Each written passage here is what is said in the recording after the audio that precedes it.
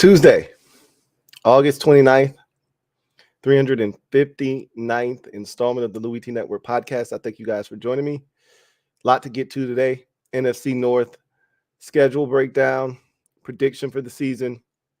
Take a look at those teams' off seasons and what I project for them this upcoming season. It's a really interesting division. We'll get into the specifics a little bit later on. College football is back. We had week 0 last weekend. Talk a little bit about that. Also, roster cuts. Are you happy with what your team did? You know what? I'll say this because I really don't have too much to say about roster cuts at this current juncture. No really big, surprising, oh my God, cuts this year. For the most part, teams kept it nice and quiet and clean. Couple of names that you go, oh, okay, cool. You know, I liked him 2-3 years ago, but no, earth shattering. Oh my God, I can't believe that guy got cut. And now every team's fan base is asking, should we pick this guy up? I don't think there's been a single guy cut like that this year. So kind of ho-humish with the cuts this year for my money. But anyway, I digress. Let's get into the podcast today. LouieTeeNetwork podcast starts now.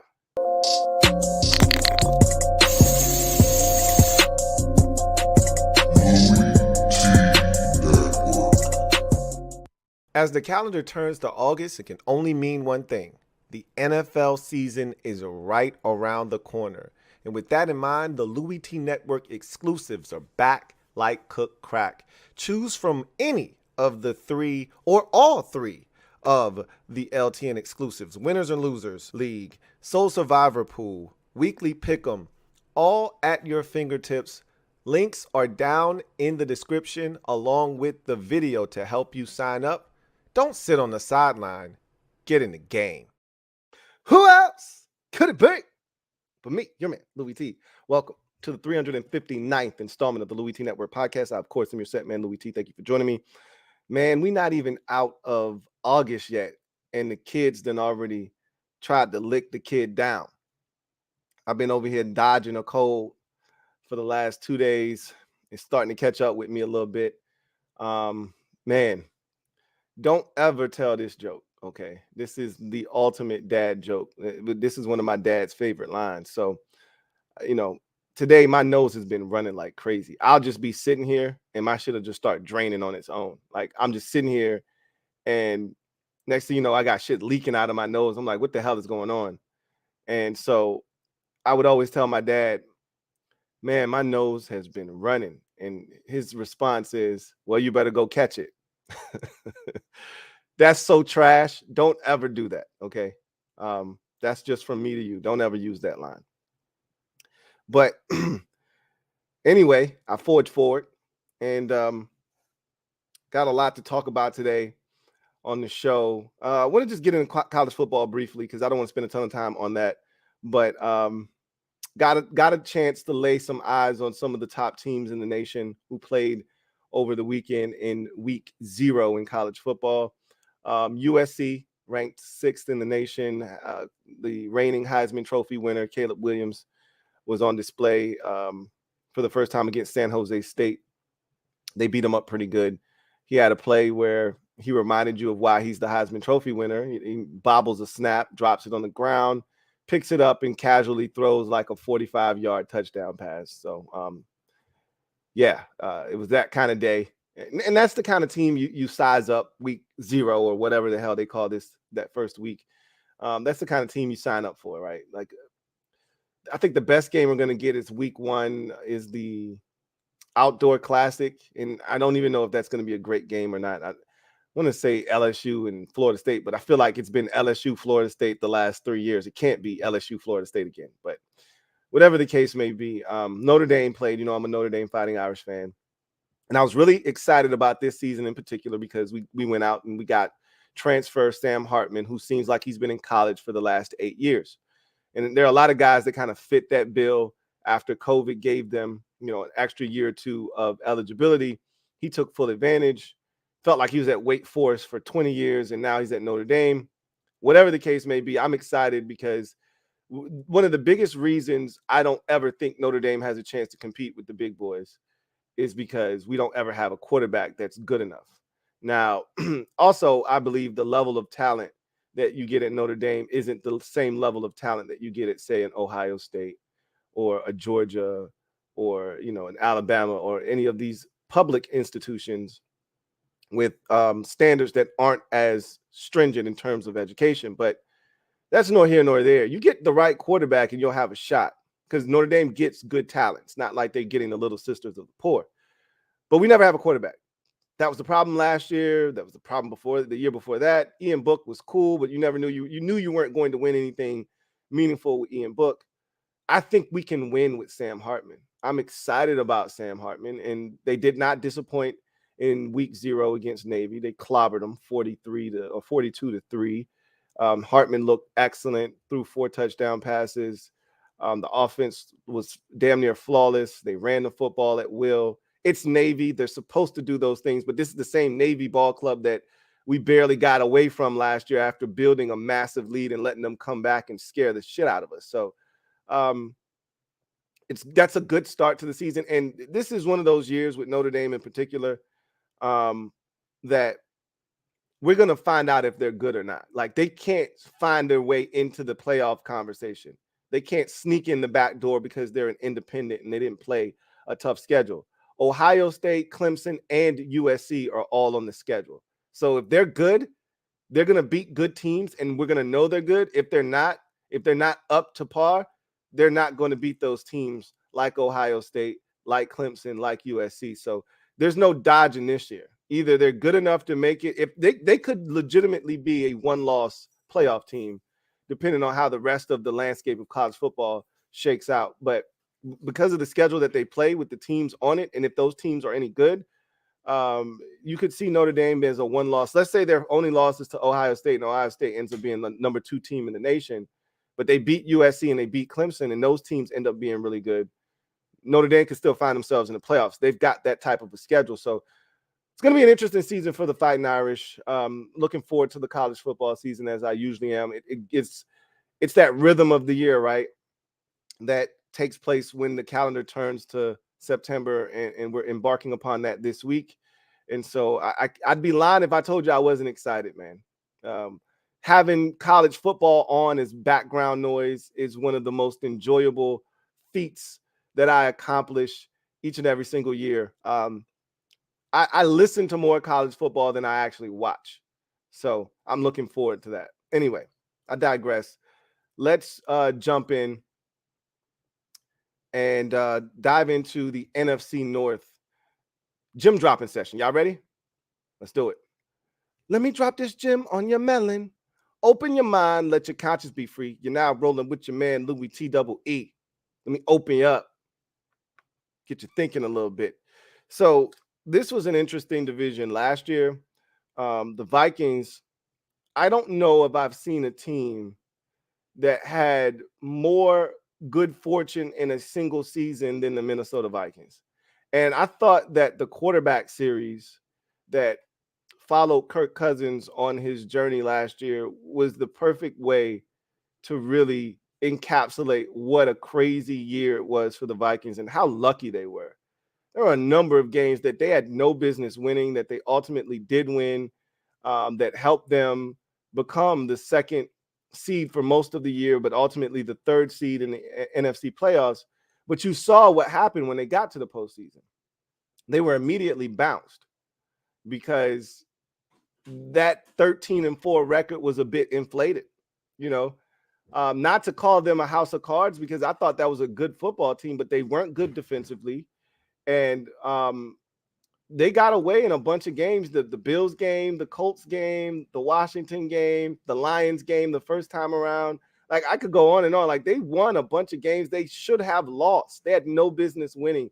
So to sit here and act as if I think the Vikings are going to all of a sudden just be this juggernaut in NFC would be foolish on your part. But this hoopla surrounding the Lions, and I'm not going to lie to you, I'm quite the contrarian when it fits. I don't go opposite of everybody just to say I'm going opposite of everybody. To me, that's stupid.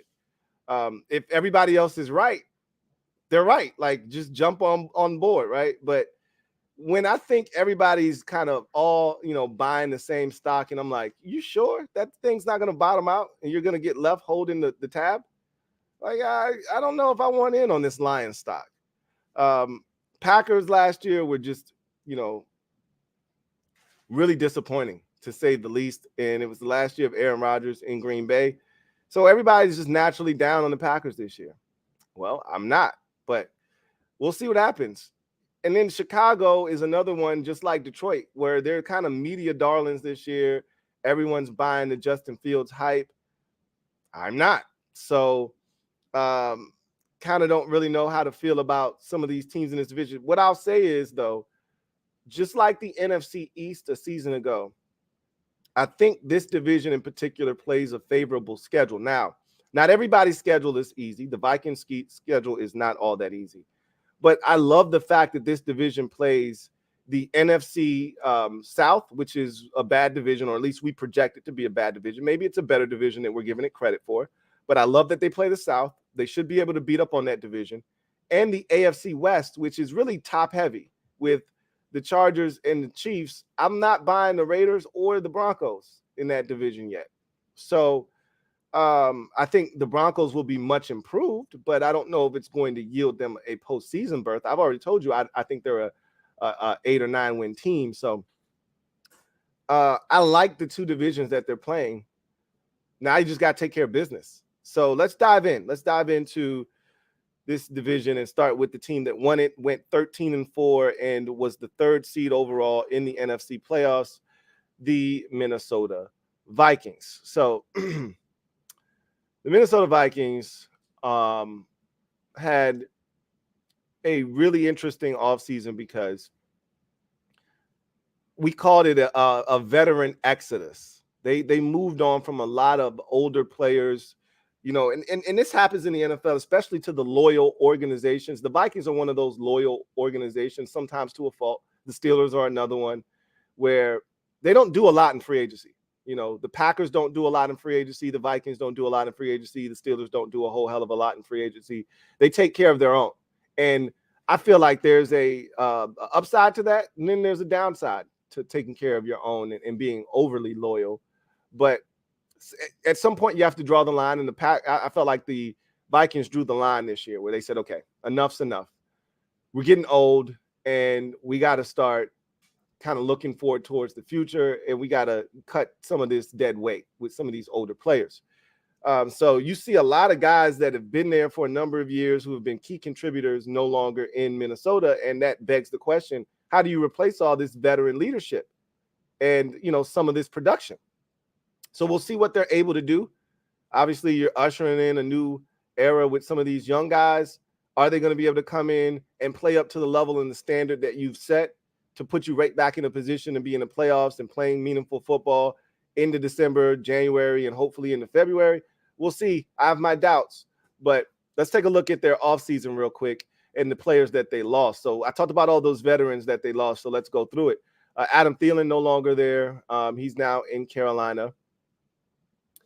Zadarius Smith, I think that's going to be a big loss for them, now in Cleveland. Dalvin Cook, my head is still spinning from this one. I just still, similar to the Cardinals moving on from DeAndre Hopkins, I'm still at a loss. Getting rid of a guy that you still have to pay, I'm shocked. But he's now a Jet. Dalvin Tomlinson, a big physical run presence on the defensive line. He's now in Cleveland as well. Eric Kendricks, longtime linebacker there. He's now with the Chargers. Patrick Peterson, who came in and actually played solid football for you last year at the cornerback position, is now with the Pittsburgh Steelers. Irv Smith Jr., it never worked, whether it was injuries or just whatever the case may be. It just never clicked for him. Maybe a fresh start in Cincinnati is exactly what he needs. Cam Dantzler was released last year, or at the end of the season. He's now in Houston. So you see all of these veterans that they've moved on from on their football team. And now let's get to the guys that and Chris Boyd, cornerback out of Texas, is now in Arizona. So now let's look at the guys that they've either retained or brought on board. And Danielle Hunter is a guy that, to me, is one of the linchpins of that defensive line. When he's healthy and he's right, he's one of the best in football. Just got to keep him healthy. Dean Lowry comes over from Green Bay. That's a big get, snatching away a physical presence on the defensive line away from one of your most hated rivals. That's what we call a double whammy. Holding on to Jordan Hicks at the linebacker position. Garrett Bradbury bought back. Nick Mullins back as a backup quarterback behind Kirk Cousins. Byron Murphy coming over is a nice get from the Arizona Cardinals.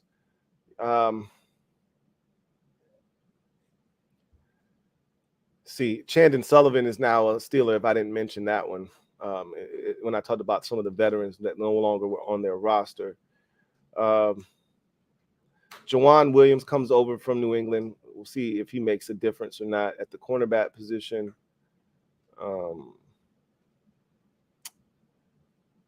That seems to be it. Nothing else really necessarily moves the needle. You look at their draft class. So it's a nice, succinct, compact draft class headed by Jordan Addison at the receiver position. They took Mekhi Blackman out of USC, took another defensive back out of LSU. You got my guy out of BYU, Jaron Hall, as a young quarterback that they may be able to develop on that roster. So you see what they were able to do. Got a late round running back, defensive lineman out of LSU as well. So this is a group. And also, I don't know if I mentioned this one. Marcus Davenport is probably their biggest signing of the offseason. I was looking for it and I skipped right over it somehow. But Marcus Davenport, again, another guy just like Danielle Hunter. When he's healthy, he's dealt with a myriad of injuries throughout his career. A nagging elbow, something's always going on with his knee or his ankle. But when he's healthy, man, there aren't many that stop the run better than Marcus Davenport. And then he can be a problem getting after the quarterback as well. They need a shot in the arm defensively. If they could keep those two defensive ends healthy, they got a shot defensively to make some noise. Again, I don't trust that back end right now. And that's been a problem for them over the years.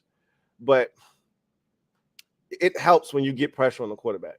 And they'll have a chance to do that if Marcus Davenport and Danielle Hunter are both healthy.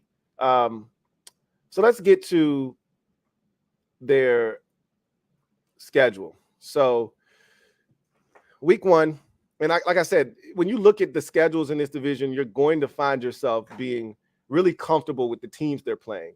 And I think it's going to lead to a hyper-competitive division. I just don't know if anybody's ready to take that step and dominate like the Vikings did last year. And again, I wouldn't call what the Vikings did dominating, right? In the win-loss column, it looks really good. But those of us who watched last year know that they easily could have lost 4 or 5 games that they won. Okay, so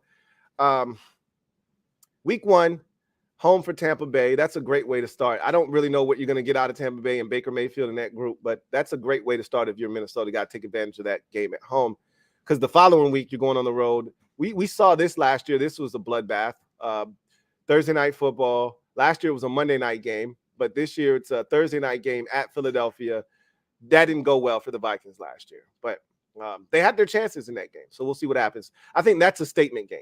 If you're Minnesota and you're serious about being a contender this year and you want to prove to people that it's not the same old Minnesota, go to Philly and make a statement in week 2. Chargers at home week 3, at the Panthers week 4, home for the Chiefs week 5, at the Bears week 6, home for the Vikings week 7, at the and that week 7 Vikings game at home is a Monday night game. Week 8, let's stop right there, week 7. That's a pretty tough start to the season, right? Bucks, playoff team from last year. I get it, not the same Bucks. No Tom Brady. Eagles, Super Bowl team from a season ago. Chargers, playoff team from last year. Panthers, I think they're improved, but again, still a young team. You should be able to handle them, even though it's on the road. That's a trap game, by the way. Be careful. Chiefs, Super Bowl defending champions. Bears, that's family business.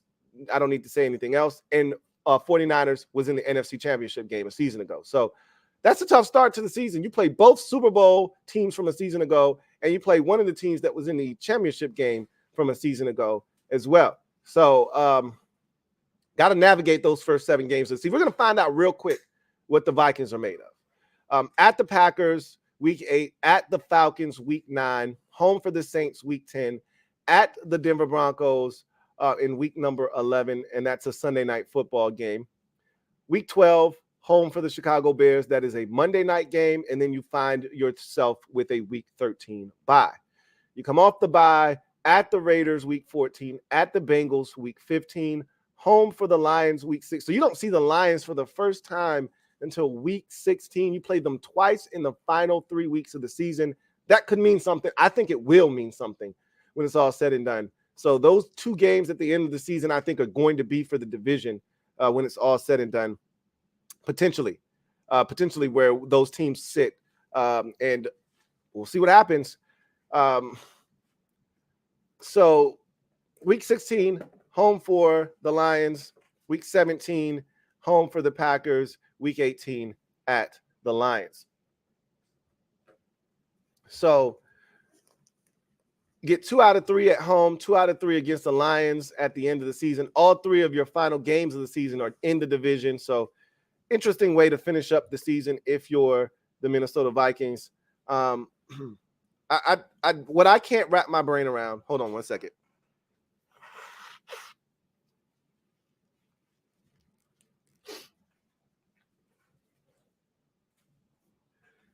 What I can't wrap my brain around is how many close games they won last year. That just doesn't happen in the NFL. You know, you're going to win your fair share. You're going to lose your fair. They almost won all of their close games last year.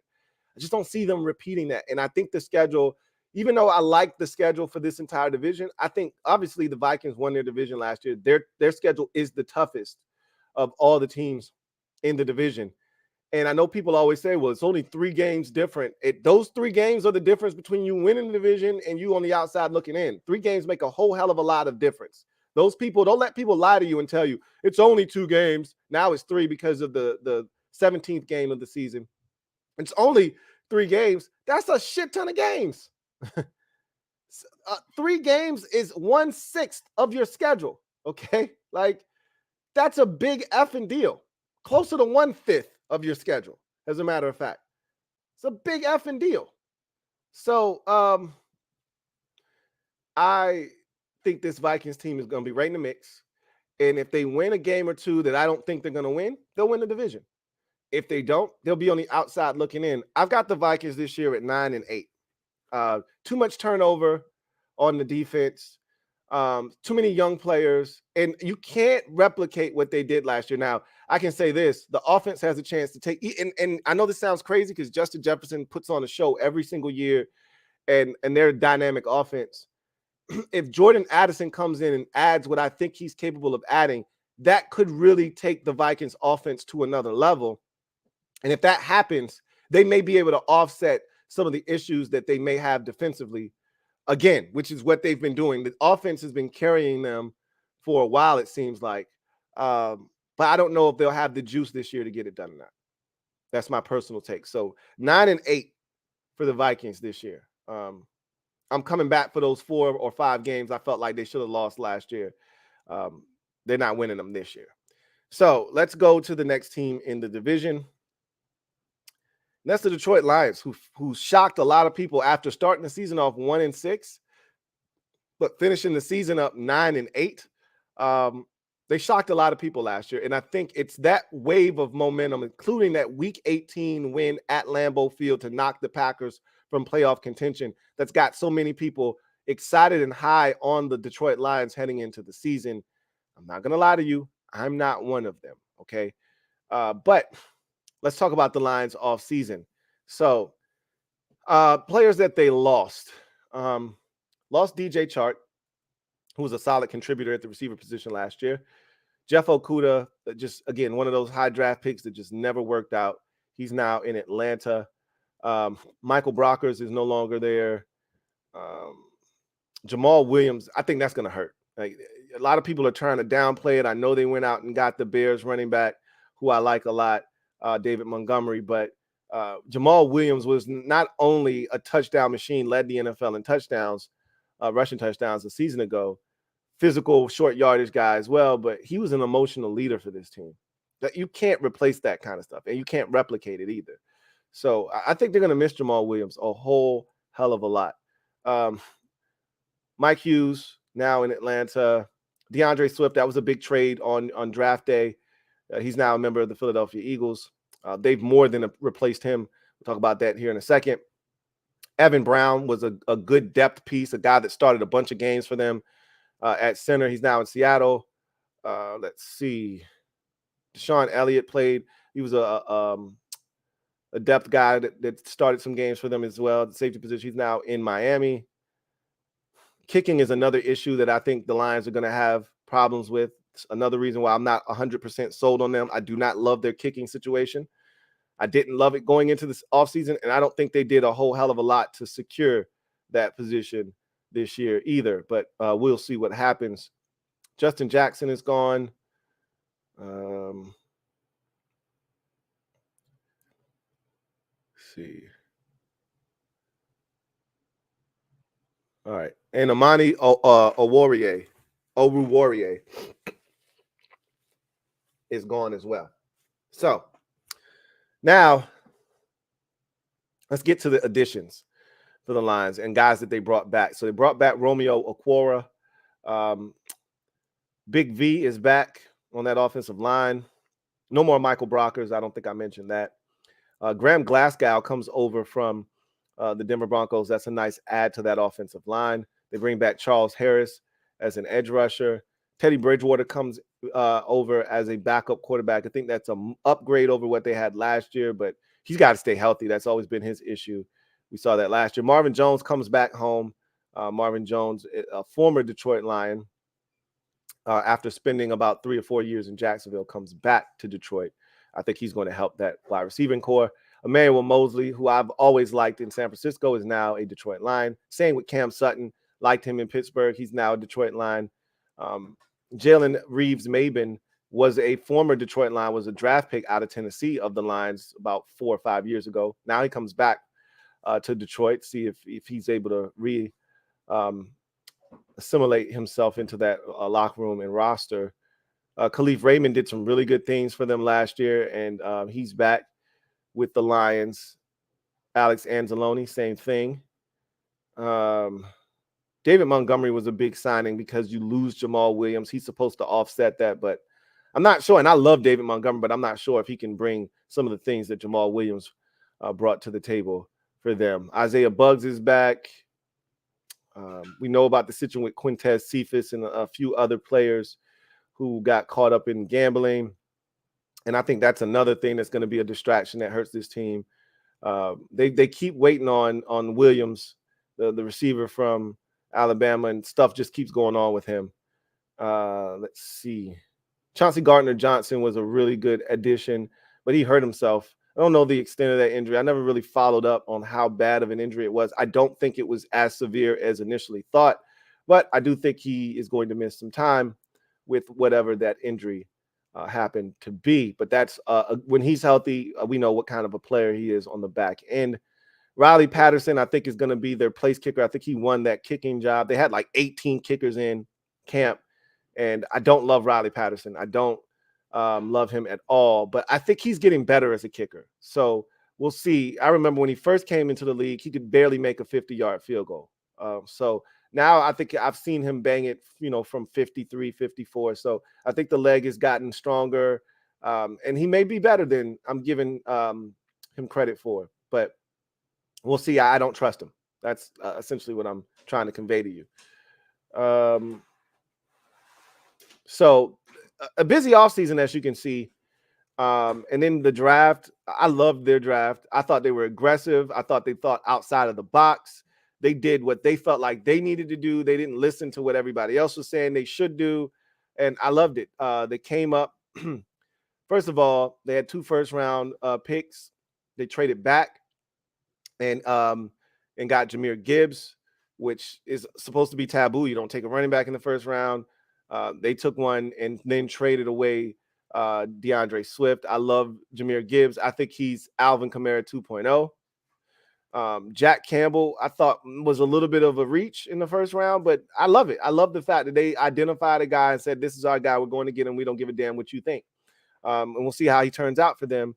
Sam Laporta, one of the more athletically gifted tight ends in the draft. We know what Iowa does at the tight end position. So they snag him to replace the loss of the tight end that they traded to the Vikings last year. No, why I can see Christian TJ Hawkinson. So replacing an Iowa tight end with an Iowa tight end, right? And Brian Branch is another huge get. One of the best purest nickels in the draft. He's going to come in and immediately help what is a big-time revamped secondary in Detroit. So we'll see how that fares. That's one of the reasons why I'm a little skeptical on them. A lot of moving parts there. I like the players that they've added. Can they all come together and play as one in that secondary? And can they get consistent pressure on the quarterback? I love what they did last year with their pick of Aiden Hutchinson, number 2 overall. But can you get pressure outside of Aiden Hutchinson? We'll see. So, and then, another guy that we all like, Hendon Hooker. We'll see what happens with that situation and how he develops there. So, I thought it was a really good offseason for the Lions, honestly. Like everything that they needed to do to continue to potentially build on what they did last season, I thought they did in the offseason. So why is it that I'm not sold on them? Let's get to the schedule. It's not the schedule. I like their schedule. I think it's a doable schedule. It doesn't start favorable for them. Week 1 at Kansas City, right, on a Thursday night to kick the season off. They better be ready. They didn't play their starters at all in the preseason, so hope they're ready. You get that 10-day layoff, right, from playing on Thursday night, and then you go and you're home for the Seattle Seahawks. If I'm not mistaken, they had a shootout with the Seahawks where they fell short last year, so we'll see if that game is as exciting as it was last year. I think both teams scored in the 40s last year. I think that game was like 45-41 or 48-45 or some craziness like that. So we'll see how that game turns out this year. Falcons come to Detroit, to Ford Field in week 3. Again, you got to take advantage of a team like Atlanta. We don't know how good Atlanta's going to be or how bad they're going to be, but you just got to assume that they're a team you should be able to handle. Green Bay on a Thursday night. So keep in mind that first Thursday night game to kick off the season is really more of a Sunday night game, not a Thursday night. So hence they're on Thursday again, because remember, they're going to play on Thanksgiving too. So you're thinking, damn, how many Thursdays are the Bears getting or the Lions getting? This first Thursday is really, the NFL views it as a Sunday night game. It's a Thursday night game, obviously, but the Sunday night crew is handling it. It's on NBC. So I just thought I'd make that clear. But Green Bay, Thursday night, week 4, that's a big one at Green Bay. All right, so right in these first 4 games of the season, you get 2 playoff teams and Green Bay in the first 4 games. 2 playoff teams from a season ago and Green Bay. And the Chiefs and the Packers are both Thursday night road games. So, again, we'll see. I think things start to ease up a bit here, though. Carolina at home, week 5. The Bucks here in week number 6. That's on the road at Tampa. On the road at Baltimore, week 7. That should be tough. And in week 8, I think you can handle the Raiders at home. That's on a Monday night. We'll see what you do in that game. That's heading into your week 9 bye. You come off the bye. You're home for the Chargers. You're home for the Bears. There's no way you can have this many home games in a row. No way. 1, 2, 3, 4, 5, 6, 7, 8. I guess so. I mean, that's 4 home games in a row. That is crazy. Oh, I see what happened, though. This is a quirky schedule now that I'm looking at it. You got, unless one of these games is over in London somewhere, and I don't know about that. It doesn't seem like it from a time standpoint. You got 3 out of 4 on the road, weeks 4 through 7. Okay, so that's a tough stretch. You got 4 in a row at home, which you got to eat that home cooking up, right? Because you got 3 out of 4 at home in weeks 2 through 5, but then 4 out of weeks 4 through 7, you got 3 out of 4 on the road. So you give it right back immediately. But then you got 4 in a row at home, weeks 8 through 12. So there's a stretch there of a month and some change where you don't leave the crib. With a bye week smushed in between, you have 4 straight home games in a bye week. You don't leave Detroit for 5 weeks. It's crazy. So home for the Chargers, home for the Bears, home for the Packers in consecutive weeks. And that's big because you got your second game with Green Bay and your first with Chicago. So those division games are starting to amount. But then after that stretch of 4 in a row, they're coming back to collect. Ain't no way you getting away with that. 4 out of your next 5 are on the road. This is a really, really quirky schedule. At New Orleans, at Chicago, home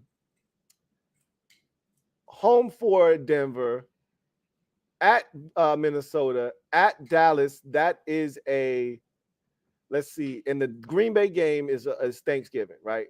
I just want to, in week 12. That's Thanksgiving, just so we're clear on that one. Then you got a Monday night game late in the season, week 17 at Dallas, before finishing up the season home against the Vikings in week number 18. So, and that game against Dallas is a Saturday game.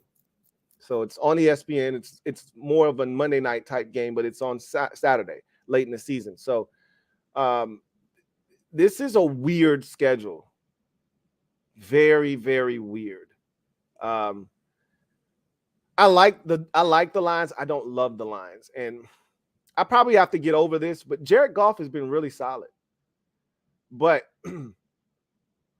at every turn, even though out of one side of their mouth they tell you they love Jared Goff, he's been everything they've expected, hoped he could be, and then some, they're constantly going out and looking for ways to upgrade. They were sniffing around Trey Lance. They drafted Hendon Hooker. Teddy Bridgewater isn't coming in to battle or anything. He's just coming in to be a veteran backup. But every time you look up, they're adding something at quarterback in Detroit. And there's a reason why, because Jared Goff is Jared Goff. I've got questions about that defense in particular, the secondary. I think the offense is really creative. They're very efficient. I want to see them do it again. And Jamal Williams not being there, I think, is going to hurt them. They were 9-8 last year. I got them 9-8 again. They'll be in this division race. And if the ball bounces their way, they win a couple of games in the division that I have them losing, they could win this division. It's going to be a tight-knit race. It's going to come down to the final week of the season, literally, amongst the teams that I believe are going to be in this mix, and they're one of them. So I got the Lions at 9-8. Next team up in the NFC North is the Green Bay Packers. Really disappointing 2022 campaign. As you can see, they didn't do much in the offseason. Most of the guys on the list are guys that either they lost or they brought back. They don't really go out and do a whole hell of a lot in free agency. That's never been Green Bay's MO. So let's take a look quickly. Obviously, the biggest offseason story was Aaron Rodgers and where he was going to land. The Jets was always the destination. They made that happen. It took a while, but they made it happen, and they've moved on, and now Jordan Love is in the seat as the guy in Green Bay. Adrian Amos followed Aaron Rodgers, as a number of other teammates did, to New York to be with the Jets. Alan Lazard, another one of those from Green Bay to New York connection guys. Randall Cobb, same deal. So you see a lot of the losses there. Dean Lowry leaves to go to a division rival in the Minnesota Vikings. So that's a tough loss. Mason Crosby, this is going to be your first year without Mason Crosby. And remember, Aaron Rodgers was vouching for Mason Crosby. I think the only reason Mason Crosby probably wasn't cut 2-3 years ago was Aaron Rodgers. So you knew the minute Aaron Rodgers was no longer there, Mason Crosby was probably going to get cut. So this will be their first year without him. And, it's crazy because he had some rough years in there, but he was really, really good too for a number of years. You never really know what you've got until it's gone. You've been spoiled for a lot of years. And again, there were 2 or 3 years in there where he was horrible, but there was a lot more good than bad. We'll see how the kicking position goes. I'll just say that when you've got a kicker for as long as you had with Mason Crosby and then he's gone, you haven't been in the kicker streets for a very long time, and it's not safe out there in those streets. So I hope you got it right. Mercedes Lewis, who I thought was going to retire a Packer, is now a Chicago Bear. Robert Tonyan followed him to Chicago for more opportunities at the tight end position. So both of their tight ends from the season ago are now in Chicago, which is why they went so heavy on the tight end position in the draft. Jaron Reed is now in Seattle. Let's see. So Pat O'Donnell is no longer on your team. So it looks like you might have flipped over your entire special teams unit. That's what that seems like. Chris Barnes was a key reserve for you at the linebacker position. He's no longer there. And then you look at the guys you brought back or went out and got in free agency. Aaron Jones, I think there was a reworked deal there, free up some space. Jordan Love, obviously, you did a one-year deal with him to put yourself in a better position to make it good for him, but also good for you in the event that things don't work out with him because he's getting so late into that rookie contract. Rudy Ford had some moments, including that Cowboys game last year at the safety position. Like I said, the Packers are one of those teams that's really inactive in free agency. So you look at their draft class, Lucas Van Ness out of Iowa. I reserve judgment on him. He's super raw. I felt the same way about him as I did when they drafted the kid out of Michigan that I didn't love, and he turned out to be really good for them. So I'm just going to sit back and watch and see what becomes of Lucas Van Ness on that defensive line. Luke Musgrave, one of the more athletic tight ends in the draft out of Oregon State in the second round. Jaden Reed, I was hypercritical of this pick. I've been very impressed with him in the preseason, so we'll see what he amounts to. They got a lot of young skill position players. That's the only thing I worry about with Green Bay. That was one of the problems with Aaron Rodgers last year. A lot of young skill position players. They're even younger this year, adding 2 rookie tight ends and a rookie receiver to a group that was already loaded with rookies a season ago. So they're extremely young at the skill position spots. Colby Wooden, defensive tackle out of Auburn. Sean Clifford out of Penn State at the quarterback position. They drafted a kicker who's probably going to take over for them, Anders Carlson out of Auburn. I saw him kick a nice about 48, 49-yarder the other day in the preseason. So hopefully that young fella comes in and picks right up where Mason Crosby left off. The good Mason, not the one that was a little inconsistent towards the back end of his career. So you see they got busy in the draft, did a lot of things, really focused a lot on the offensive side of the football in the early portion of the draft with the 2 tight ends and the receiver sandwiched in between. So you want to give Jordan Love as many targets as you can and give him as many options to help him be successful in his first year as the full-on starter. I thought he had a really strong preseason. I thought I saw improvement from him. And so let's go ahead and move over to the schedule of the Green Bay Packers. So week 1, you're at Chicago. That's a must win if you're Green Bay. I know it's on the road. I feel the same way for Chicago. That's a must win week 1. You got to make a statement. Just like the Vikings did last year against Green Bay, week 1, they made a statement, beat them up good too. And that set the tempo for the season. You need to do the same thing. If you're Chicago, if you're Green Bay, you have to guard against that. You didn't do it last year. You need to do it this year.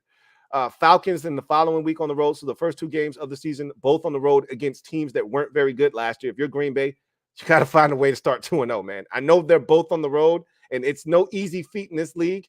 No matter who you're playing on the road, but you got to find a way to win those 2 games. Week 3, you get your home opener against the New Orleans Saints.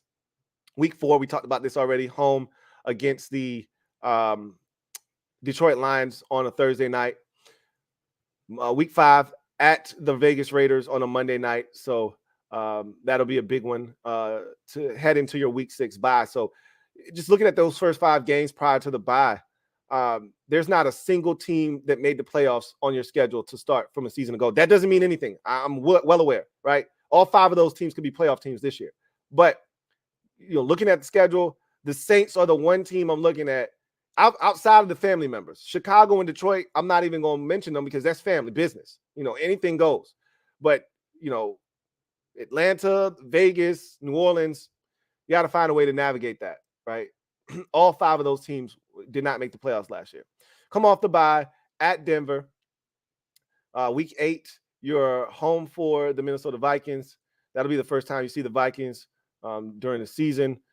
Week 9, you are home for the Los Angeles Rams. Week 10, you're at the Pittsburgh Steelers. Week 11, you're at home against the Los Angeles Chargers. Week 12, this is a Thanksgiving matchup. You are at Detroit. That's going to be fun. Thanksgiving Day. Normally, that first game, and it was good last year with the Bills and the Lions, a lot more competitive than I thought it was going to be. But that's going to be a really good football game. Lions and Packers on Thanksgiving there. The following week after that, home for the Chiefs on Sunday night football. That should be fun. At the Giants on Monday Night Football in week number 14. Let's pause right there for a second. That 5-game stretch is brutal right there. At the Steelers, who I think is going to be good this year. Home for the Chargers, playoff team from a season ago. At the Lions on Thanksgiving, tough always on the road in the division. Home against the defending Super Bowl champions on a Sunday night. And then at the Giants on a Monday night, playoff team from a season ago. That's a tough stretch. So it kind of counteracts that first 5 where you didn't have any playoff teams. That 5 right there, 4 out of the 5 were playoff teams, or 3 out of the 5 rather, were playoff teams from a season ago. And both of the teams that missed, in the Steelers and the Lions, were literally knocking on the door, missed by a game. You finish up week 15, home for the Buccaneers, at the Panthers week 16, at the Vikings on Sunday Night Football week 17 to finish up. Again, that can be flexed out of there if that game doesn't mean anything. I think it will mean something. I think that game will be for the division right there. So when it's all said and done, I look at this Packers team. I just love this schedule, though, man. Like, there are a lot of winnable football games on this schedule. And I think people are sleeping on them. I think they expect Jordan Love to struggle. He's been in that offensive scheme for 3-4 years now. He should be comfortable. Yes, a lot of young weapons around him. And there are going to be moments where he struggles.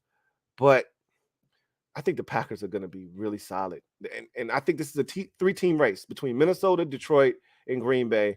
I got Green Bay edging out both the Lions and Vikings, who finished 9-8. I got the Packers at 10-7, barely winning this division. I think whomever wins this division is going to do it at 10-7. I think this is going to be such a tightly contested division. Nobody's going to run away and hide like the Vikings did last year. I think this thing's going to come down literally to week number 18. So let's go ahead and get to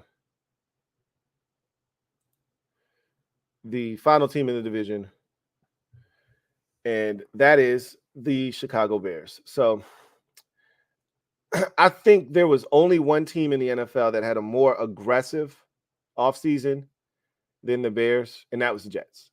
Like, the Bears are really going for it. And when I say going for it, not a Super Bowl, they're really going for ensuring that they give every opportunity for Justin Fields to succeed. After, I thought, leaving him out in the cold last year to fend for himself, I think they invited him inside this year. They said, hey, take your shoes off, go sit by the fireplace. We'll get you some soup, get you a nice cup of tea, get you a blanket, whatever else you need. We got you. You don't do anything. Put your feet up. We'll take care of you, right? They went out. They added weapons. They drafted weapons. They fortified the defense. We know this is a defensive-minded head coach. So they went out and got him pieces to play with on that side of the ball. They look like a totally different football team right now. Now, what is it all going to amount to in 2023? That's the question. Remember, this was a 3-14 team last year. For as good as they played at times, and there was a stretch where Justin Fields couldn't be stopped on the ground, for all of that, they didn't really win shit. As you can see, 3-14. So, lost a lot of close games last year too, though. A lot of close games they lost. Let's go through their offseason, some of the losses. So, Byron Pringle is now a member of the Washington Commanders. Al-Quadin Muhammad, who just got cut by the Colts, no longer in Chicago. Excuse me, Alex Leatherwood was cut by the Bears earlier in this offseason. Nicholas Morrow, a veteran at the linebacker position now in Philadelphia. Riley Reef, a member of the Patriots. Angelo Blackson on that defensive line now, a member of the Ravens. Trevor Siemian, who got cut by Cincinnati, no longer in Chicago either. DeAndre Houston Carson was with the Ravens. He just was cut. Let's see. N'Keal Harry didn't work out last year. A lot of people were thinking that could be a good landing destination for him. Didn't work out. Let's see. Matthew Adams is in Cleveland now. You see all of these guys no longer there. Jalen Holmes is now in New York with the Jets. Let's see. David Montgomery, as I talked about, moved on from Chicago to Detroit, so stayed within the division. Darrington Evans is now with the Buffalo Bills. Sam Mustipher is with the Ravens. And Trayvon Wesco is with the Titans, and Armon Watts with the Steelers. So let's get to all the additions. And as I said, this was an aggressive offseason by the Bears. They kind of stood pat last year, were minimalists last year, kind of freeing up a lot of cap space, kind of, peeping the scene to see if they really wanted to invest in Justin Fields. And I think he made a believer out of them last year, and now they've gone full steam ahead, all gas, no brakes. The first big move was trading away the number one overall pick, which ensures that they trusted Justin Fields, but they went and got him DJ Moore. That's huge. Yannick Ngakoue comes over from Indianapolis. He's going to help you on that defensive line. Mercedes Lewis and Robert Tonyan both come over from Green Bay at the tight end position to go along with Cole Kmet. So that's a nice little group you have. Tremaine Edmonds was your biggest offseason get. Huge price tag there, but a guy that is definitely worth it when he's playing at a high level. Dan Feeney comes over from the Jets. Rasheem Green comes over from the Texans. TJ Edwards was another acquisition at the linebacker position after a career year with the Eagles last year. He comes over to help fortify that linebacker position. Deontay Foreman, who was excellent for the Panthers, specifically on the stretch run, comes over to kind of help you offset the loss of David Montgomery. Cole Kmet is back, as I mentioned already. DeMarcus Walker comes over on that defensive line. See if there are any more noteworthy guys. Dante Pettis was brought back. So was Nathan Peterman.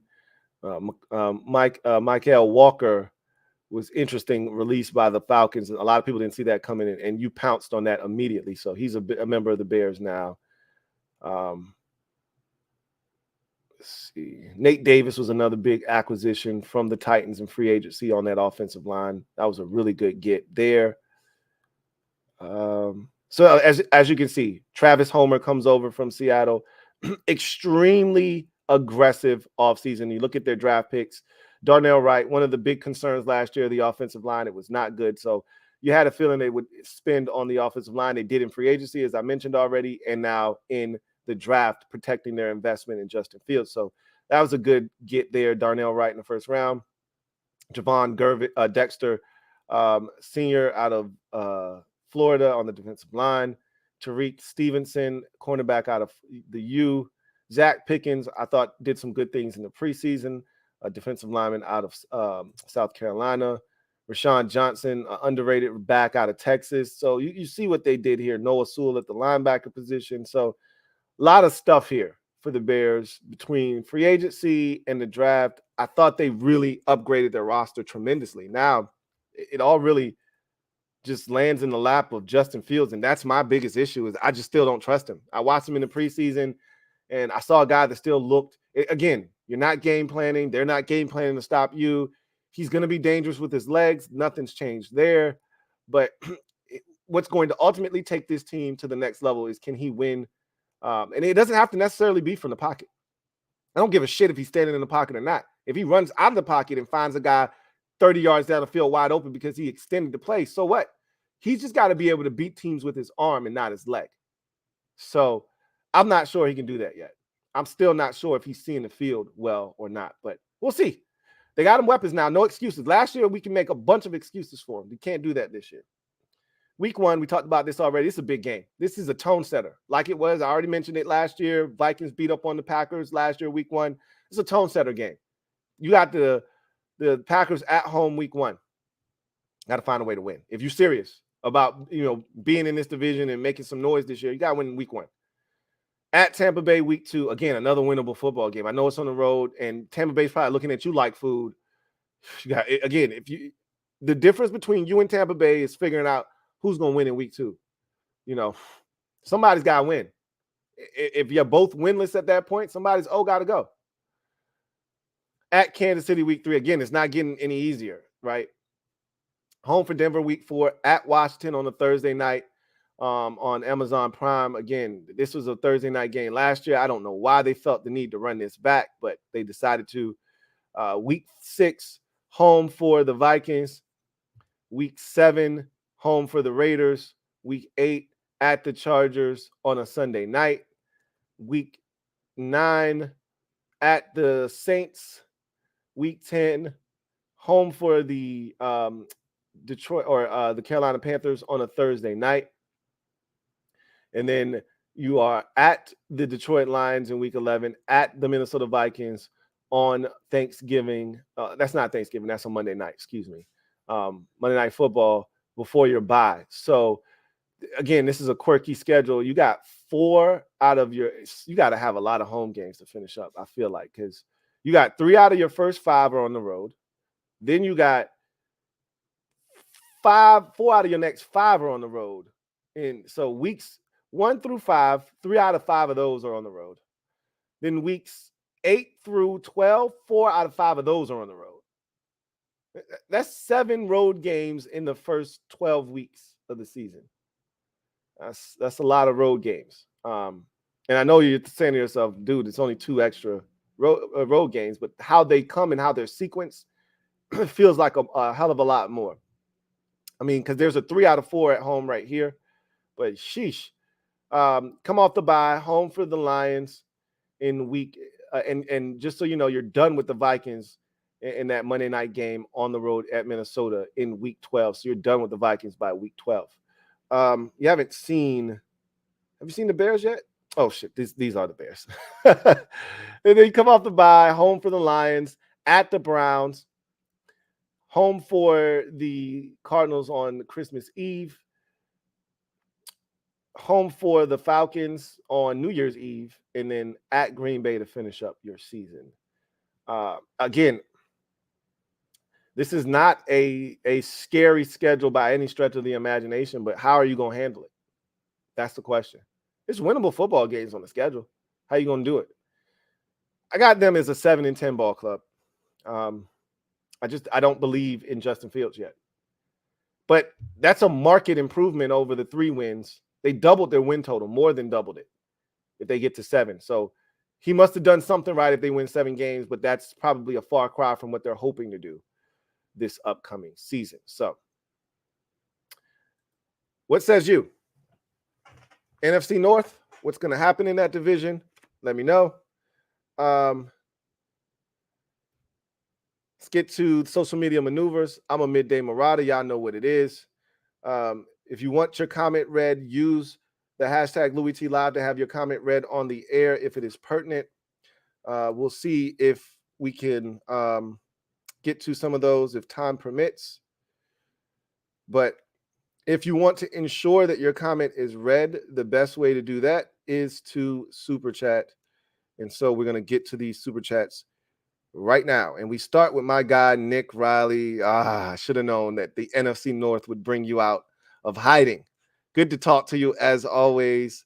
My guy, Nick at Night, who writes, first of all, thank you for the super chat. Greatly appreciate you. Who writes, Vikings 11-6, Lions 10-7, Packers 8-9, Bears 6-11. So you seem to think sort of how I do, that this division is going to be tight-knit and close. Obviously, you have your Vikings winning the division, but I see this thing being tough, tightly contested. However, I don't see the Vikings winning the division, and I don't see multiple teams getting over 10 wins. Now, I could see that happening because I told you I like the schedule that this division plays. I like that you're playing the NFC South and the AFC West.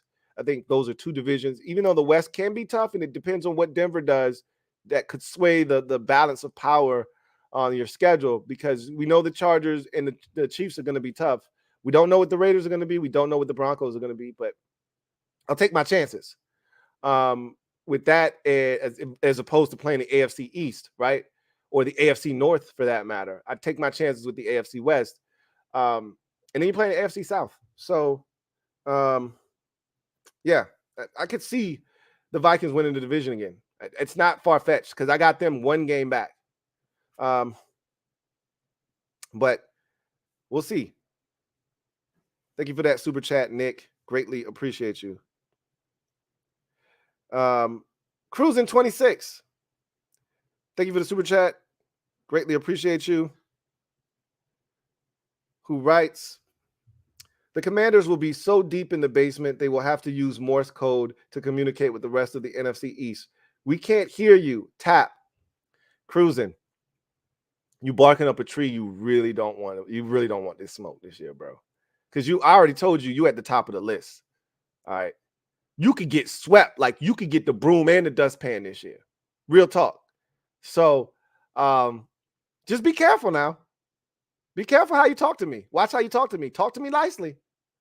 I may spare you when I start loading up the clips. I may spare you. Watch how you talk to me. I'm just warning you right now. Because when I get to that level of petty, no one's safe. I like you. I like you a lot. You my guy. Watch how you talk to me. Talk to me nicely while you have a chance. You step out of line too many times, I'm going to have to bite you. And when I bite hard. Okay? You've been warned. That's the second time I done caught you talking out of the side of your neck about my squad. I know y'all up right now. All right? And you're feeling good about yourself. Tread lightly. I'm not saying. I'm just saying. All right? Red Wings 01. Thank you for the super chat. Greatly appreciate you. Red Wings 01. Writes, so this initial 53 turned out almost how I predicted, save for keeping Hodges over Arma and keeping Tinsley over Larson. I also thought they'd keep Daniels over Scott, but they had a solution for that. I told you it wasn't going to be that far off. I told you I think the margin of error I said for the practice squad was 2. I think it might be 3 when it's all said and done. And I think I said I was going to try to get 50 or 51 or 53. I said 50 was my target. That's the highest I've ever been. I think I did that. I obviously I had them keeping. So my original. Now I did make a slight alteration, which would put me under 50. But if you go with my original 53, which had Kaz Allen on it and Alex Arma and Tyler Larson, I think those are the only 3 that I didn't get. I had Christian Holmes at CB5, Quan Martin filling out the safety room. I had 11 defensive linemen. That was it. I mean, I didn't see them cutting Larson, but I knew they were contemplating it when they started playing Ricky Stromberg at guard, and they know he can play center. So it made them feel more comfortable cutting Larson. I thought they could go with 10 offensive linemen, but they went with 9. And that's where they trimmed off the fat to go with 11 defensive ends, because they kept the 7 running back or wide receivers. So we'll talk more about that tonight, obviously, on the show. We're going to really deep dive into the 53-man roster for sure. So let's see if we have any comments that I need to get to.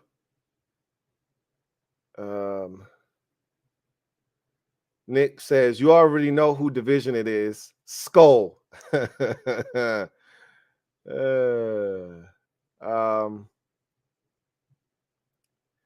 Williams got cut, Lou. Which Williams? Which Williams got cut?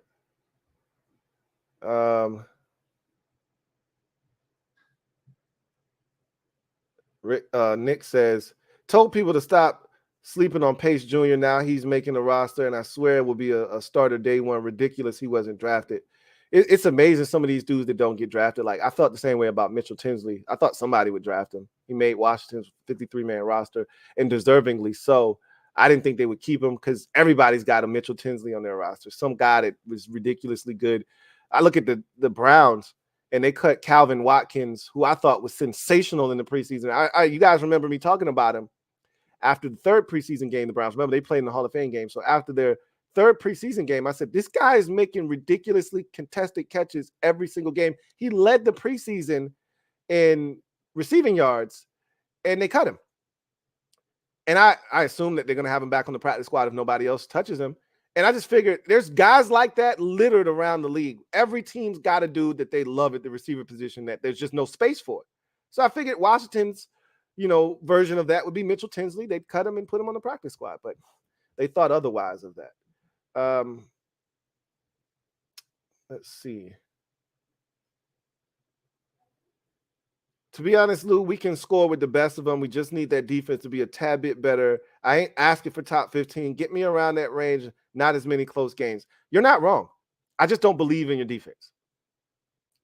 And that's the essence of why I struggle with Minnesota. I know you can score with the best of them. That's not a question. What happens when you have that off game? When that opposing team's defense comes in there and beats up Kirk Cousins and hits him, and the offenses are like it happened against the Colts, right? What happens when a game and you're not playing the Colts, but it happens like that? That's because last year there were too many of those games too.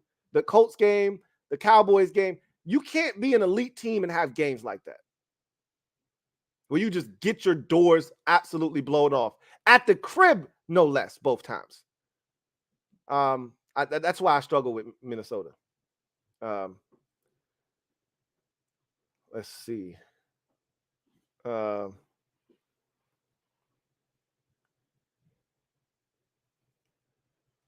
right.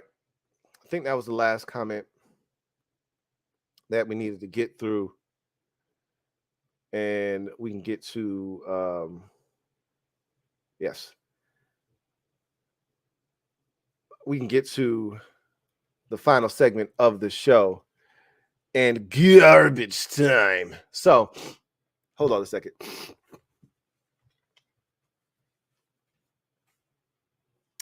So, we are approaching being a week away. Thursday will put us a week away from the start of the NFL season. I couldn't be more excited. We will have all the divisions complete by then. You'll know how I feel going into the season. Nothing really has surprised me all that much with these roster cuts, as I said at the top of the show. I think what's really interesting this year is, much like last season, even though you felt like, Kansas City, Buffalo, Cincinnati, those teams were really good, I feel the same way I did last year. Anybody can win the Super Bowl, and that's not how we feel every single year. I'm not buying the Eagles as this dominant team that's going to reign supreme over the NFC. I could see them being really good again, but I'm not afraid of the Eagles, and I don't think anybody else is in the NFC either, for that matter. Not like how you're afraid of the Chiefs or the Bengals or even the Bills to a lesser degree. But I'll say this: with all the parity in the NFL and all the things that transpire each and every single year, this year feels like anything could happen. Anything. Anybody could come out of anywhere and make some noise this year. I was going to talk about the Dak Prescott situation in Dallas with the Trey Lance trade. That was something I really wanted to talk about, but I'm going to save it for tomorrow. We'll have the Super Friends stream tomorrow night, and just feel like it doesn't really make sense to really get into it heavy today when we're going to spend a ton of time on it tomorrow night. So I might as well just save my opinion for then, because I got a lot to say. I'm dying to hear what Law has to say, because he's been posting as if he's excited about this, and I don't know how he could be super excited about that move unless he doesn't believe in Dak Prescott either. And he's been defending Dak Prescott till the cows come home. So I'm dying to hear how he rationalizes this in his brain, because, Jerry Jones has those boys warped, their brains warped over there, right? So I'm dying to see how Jerry Jones finessed them and got them thinking that this is a good move and it makes sense. So we'll talk about that tomorrow night in particular. And I may talk about it some more after the fact on Thursday night. After hearing what Law has to say, I may expound upon that on Thursday when we come back on the podcast. Also, did you hear Tua? I meant to talk about this on the last podcast. I forgot. But did you hear Tua puffing out his chest? When Ryan Clark got under his skin a little bit, Ryan Clark was talking about how Tua didn't look like he had worked out in the offseason and this, that, and the third. And, some of these dudes can be a little bit off-putting, with some of the things they have to say. And I get it. It's a job, and part of your job is to be polarizing and to grab attention. That's why they have you in those positions, not to just kind of be go along to get along. That's why Stephen A. Smith, Skip Bayless, and guys like that make so much money, is because they've created a situation for themselves where you either love them or you hate them, but either way you feel some type of way about them, and that's what they want. You don't want indifferent. And Ryan Clark is becoming one of those types of figures, right? Where he's not afraid to speak his mind. Sometimes I'm like, you're a little bit out there, but it doesn't feel fabricated for television like it does with Skip Bayless and Stephen A. at times. He genuinely believes what he's saying. It's just like, bro, really? You're going to say that out loud? So, Tua took offense to it. And he was like, hey, I would just appreciate it if he just kept my name out of his mouth. I said, oh, look at Tua. Because you look at Tua and he's this happy-go-lucky, supposed to be this happy-go-lucky Samoan that's not supposed to be, anything but mild-mannered. And you don't really think Tua gets hot under the collar, right? He just looked like a dude that you can sun. And Tua had to let him know, hey, look, man, honestly, I don't really like doing this, but keep my name out your mouth. Okay. All right. I feel you. Anyway, I digress.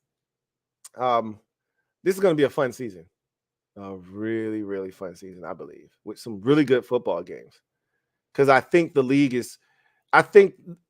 there was this period where they were the haves and the have-nots, and that still exists, by the way. Like, I don't want to make it seem like everybody's good now, because that's not the case.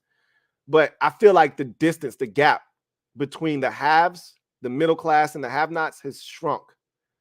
And while there's still some teams at the upper echelon that are the haves, those 5%ers, they're still there. But I feel like the middle class has grown, right? It has expanded. And in doing so, I feel like the middle class has gotten closer to those 5%ers. So unless they make some legislation or they put some bills into action or something to knock these middle class football teams down, and create that distance again like they do in our society every year to keep us down, kind of think that this is going to be a year full of parity. And I don't think you're going to have a 15-2 or even a 14-3 team. I don't think I had one team go 14-3, maybe one. I think the best you may get this year is 13-4. I think it's going to be one of those type of years where the best you get in each conference is 13-4. Anyway, I digress. Got some super chats that I need to knock out before we get out of here. Cruising 26. Thank you for the super chat. Greatly appreciate you. Double up. My guy Cruising writes, I got nothing but respect for your squad. Nah. Look, man, it's all love. You know what it is. But just know, I'm coming for your neck. I'm coming for your neck. I'm coming for my respect. But it's all love, bro. All right. After the season, after we finish mollywopping y'all twice, it's right back to being all love again. But in the meantime, it's war. You know what it is. You my guy. Jordan, thank you for the super chat. Greatly appreciate you. Jordan writes, we haven't gotten a, hey, I see your stuff, man, in a while. Because I'm telling you, everybody's concerned with keeping their stuff. Now, I know you saw the interview, the press conference with Ron and Martin Mayhew, and this roster is not, etched in stone, and I don't think it is. And again, we'll talk about that later on tonight. I've got some opinions about what I think they may ultimately try and do, but everybody's watching their own stuff. That's like, I'm not saying nobody else is eyeballing your stuff, because there's always a team eyeballing your stuff, but everybody's watching their stuff. Like, that's the part that nobody else really thinks about, is if I'm cutting these players, I don't want them, right? And then the ones I want back, I should be able to get most of them back. Maybe Sands for one or two of them, but for the most part, you're going to get most of your stuff back, because there are other teams around the league that are trying to get their stuff back. Like, Washington pretty much has their practice squad filled out. They know what guys they want back. They may add a guy or two from somewhere else to their practice squad, but for the most part, they've been working with these players all off season, right? They know their strengths. They know their weaknesses. They want to continue to work. They know their scheme and their system. They want to continue to work with these players. That's league wide. Every team has that mentality. They've been in our system. We know what they're capable of. We know what they can and can't do. Let's just continue working with this guy. I think he's got a little bit of an upside, got a future in this league. We'd like to see it be here with us. Just need some more work. So, trust me, people are still eyeballing your stuff, but just not as hard, right? All the stuff worth keeping, you're holding on to. Teams have gotten a lot smarter in that regard. And even with the usage of IR, right? Oh my God, my guy's got an ankle injury. IR, right? Red Wings 01. Thank you for the super chat. Greatly appreciate you. Red Wings 01. Double up. Thank you for doubling up. Who writes, I just remembered I had Larson as a potential surprise cut when I wrote that essay of a comment. Glad I hit on that one. LOL. He'll probably be back though. He will be. If no one else snatches him up, which I think he's a commodity that another team should look at and say, hey, we don't love our backup center situation, or, we got a spot on our team and we need another center. I think he'd be a great candidate. But I knew when they started playing Ricky Stromberg at guard, they were trying to convince themselves that Ricky Stromberg could help them in a pinch during the regular season, in a game if need be. That they needed to be able to make sure he could do that. So with them playing him at guard and knowing he can play center, they feel a lot more comfortable about cutting Larson. Like you said, I think he'll be back, but we'll see what happens. Mr. Pink, thank you for the super chat. Greatly appreciate you. Mr. Pink writes, Lou, what's good? What's going on with you, Mr. Pink? Says, throwback to the first vid of yours I ever saw. You had a massive as white boog in your left nostril. Get well soon. G, football is coming. Look, you probably could make a compilation of me with big ass boogers. First of all, I have a big ass nose. So when you have a big ass nose, with a big ass nose comes big ass boogers. So the two are really synonymous with one another. That's one.